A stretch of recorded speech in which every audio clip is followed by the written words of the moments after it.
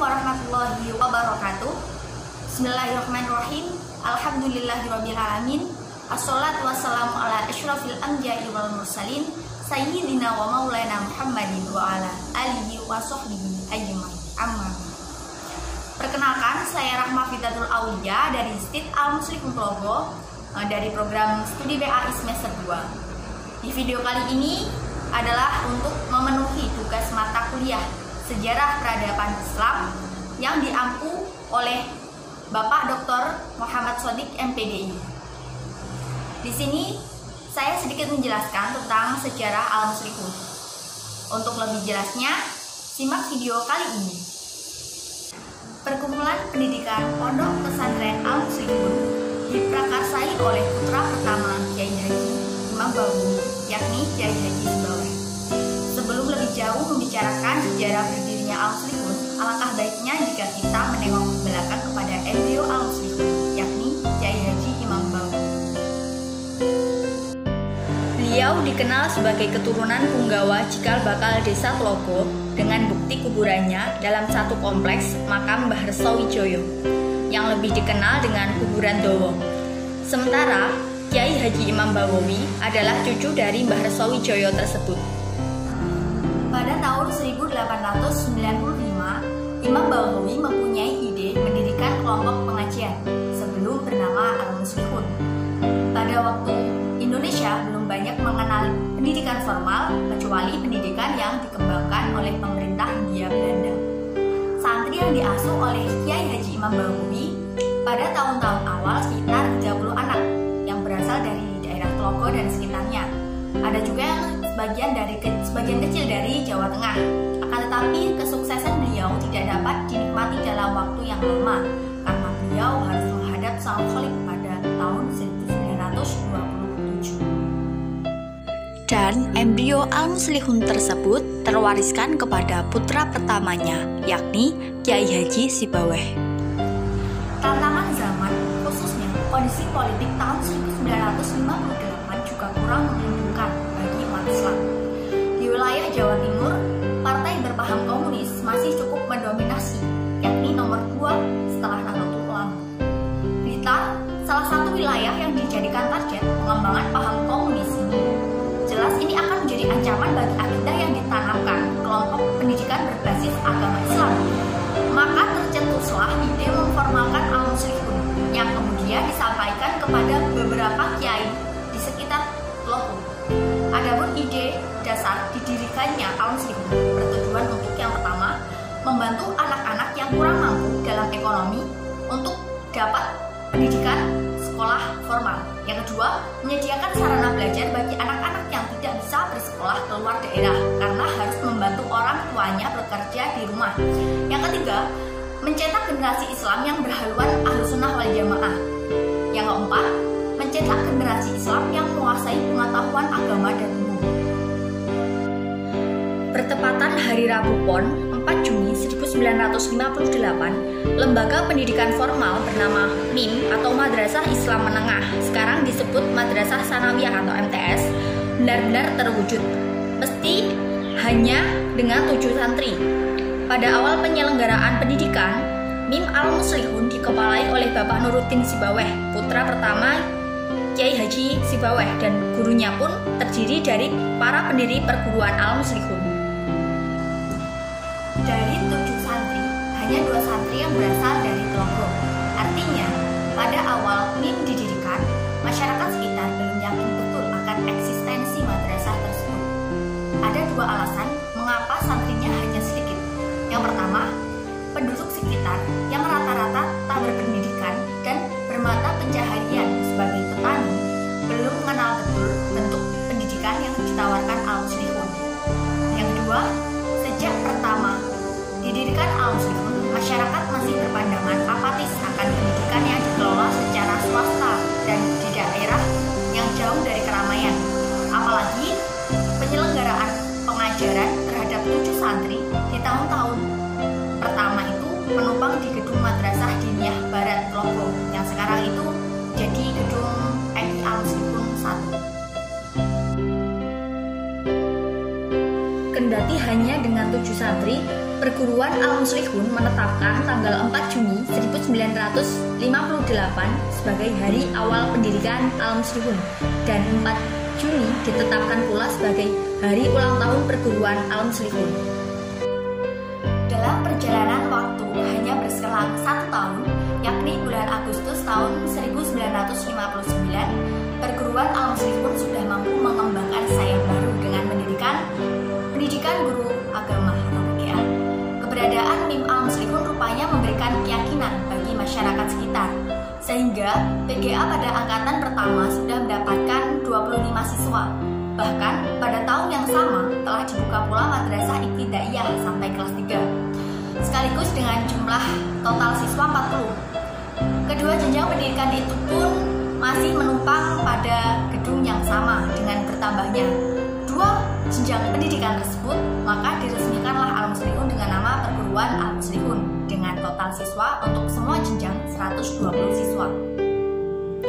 Kiai Nuruddin Sibawayh berperan sebagai kepala sekolah pada tahun pelajaran 1962-1963. Dengan semakin meningkatnya kuantitas siswa, kebutuhan fisik menjadi hal yang harus segera diwujudkan. Maka pada tahun 1962 mulailah diadakan pembangunan gedung baru di depan masjid untuk menampung membludaknya siswa. Gedung tersebut dibangun atas swadaya masyarakat murni hasil gotong royong hingga terwujud 4 lokal. Pada bulan Agustus tahun 1962 didirikan MIMA atau Madrasah Ibtidaiyah Menengah Atas dengan waktu belajar 2 tahun. Hal ini ditandai dengan meningkatnya kepercayaan masyarakat untuk menitipkan putra-putrinya dalam asuhan Perguruan Al-Muslihun yang hingga tahun itu tertampung siswa mendekati angka 200, angka yang cukup spektakuler pada masanya. Kejayaan Perguruan Al-Muslihun kiranya memang mendapat cobaan dari Allah Subhanahu wa Ta'ala dengan dipanggilnya dua tokoh kunci kebesaran Al-Muslihun, yakni Kiai Haji Sibawayh dan Bapak Nuruddin Sibawayh pada tahun 1965. Tepatnya pada tanggal 5 Januari 1965, Kiai Haji Sibawayh dipanggil ke rahmatullah dan berselang 1 bulan berikutnya, 6 Februari, putranya Bapak Nuruddin Sibawayh menyusul ayahnya. Dengan meninggalnya kedua tokoh tersebut, Al-Muslihun benar-benar dalam kondisi yang tak siap. Al-Muslihun benar-benar kehilangan figuritas yang mumpuni di bidang pengembangan pendidikan. Estafet kepemimpinan belum disiapkan dengan matang, yang dampaknya juga berpengaruh kurang baik pada perkembangan Al-Muslihun. Pada rentang waktu tahun 1965 sampai 1967, kedukaan yang mendalam itu menyebabkan jumlah siswa Al-Muslihun menyusut hingga 50%. Kepemimpinan Al-Muslihun pun dilanjutkan oleh putra kedua Kiai Haji Sibawayh, yaitu Kiai Haji Muhammad Faqih Sibawayh. Pada tahun 1969, atas usaha keras yang terus-menerus, MIMA Al-Muslihun diangkat derajatnya dengan mendapatkan kepercayaan dari Depak untuk dijadikan negeri.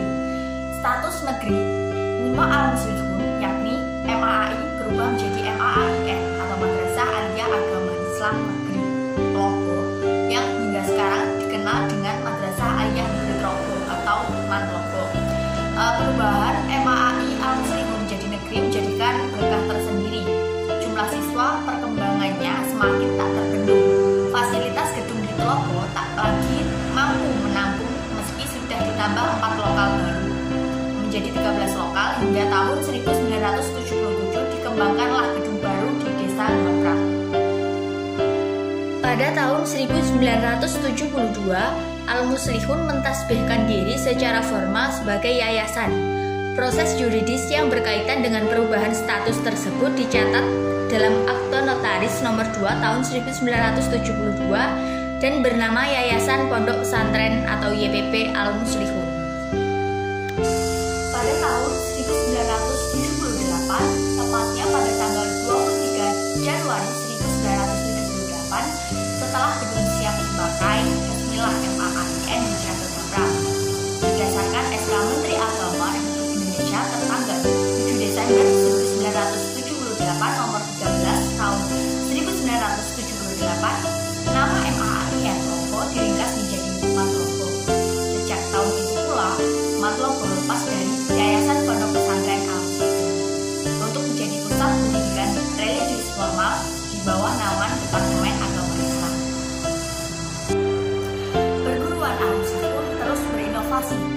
salah satu jenjang pendidikan yang dicita-citakan para pengurus Al-Muslimun adalah mendirikan perguruan tinggi.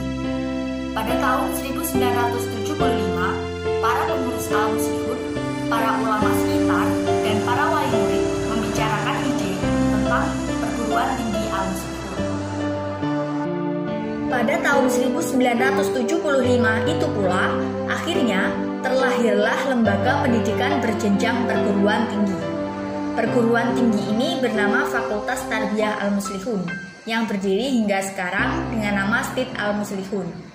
Perkuliahan pertama Fakultas Tarbiyah Al-Muslihun ini dilaksanakan tanggal 18 Februari tahun 1975 dan dibuka secara resmi oleh Bupati Kepala Daerah tingkat 2 Blitar.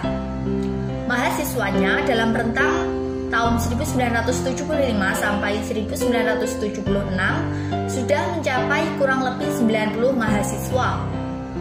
Pada tanggal 20 April tahun 1976, Fakultas Tarbiyah Al-Muslihun secara resmi disahkan.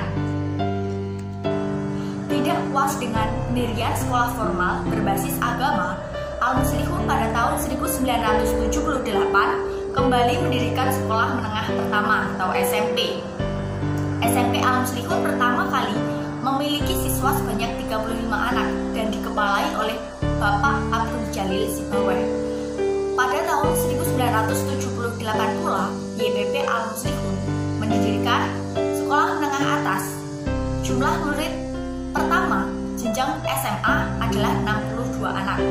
Kepala sekolah pertama untuk jenjang SMA yaitu Bapak Abdul Khalid dan wakilnya Bapak Abdul Jalil.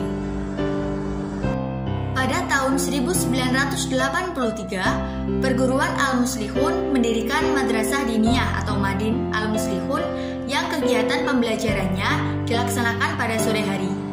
Pendidikan ini menjadi pelengkap pengetahuan keagamaan bagi siswa di luar sekolah formal yang tidak bisa dilaksanakan di pagi hari. Materi yang diajarkan di Madin mengambil kurikulum yang diajarkan pondok pesantren pada umumnya. Pada tahun 1994, Al-Muslihun kembali melengkapi jenjang pendidikannya dengan mendirikan MAK atau Madrasah Aliyah Keagamaan. Akan tetapi, pada perkembangannya, MAK lebur ke dalam Madrasah Aliyah. Pada tahun 2002, Al-Muslihun kembali membuka jenjang pendidikan untuk anak usia dini atau playgroup dengan nama Tapas Al-Muslihun atau Taman Pendidikan Anak Solih Al-Muslihun. Tapas Al-Muslihun tetap mengambil prinsip-prinsip mulia, yakni kebersahajaan dan keikhlasan demi membekali anak bangsa dengan ilmu dan akhlak Islami. Pada tanggal 5 Agustus 2009, Tapas Al-Muslihun ditasbihkan terakreditasi. Demikianlah video singkat tentang sejarah Al-Muslihun. Semoga dapat menjadi semangat untuk kita sebagai generasi muda dalam mencari ilmu dan mengamalkannya dalam kehidupan sehari-hari maupun dalam kehidupan bermasyarakat.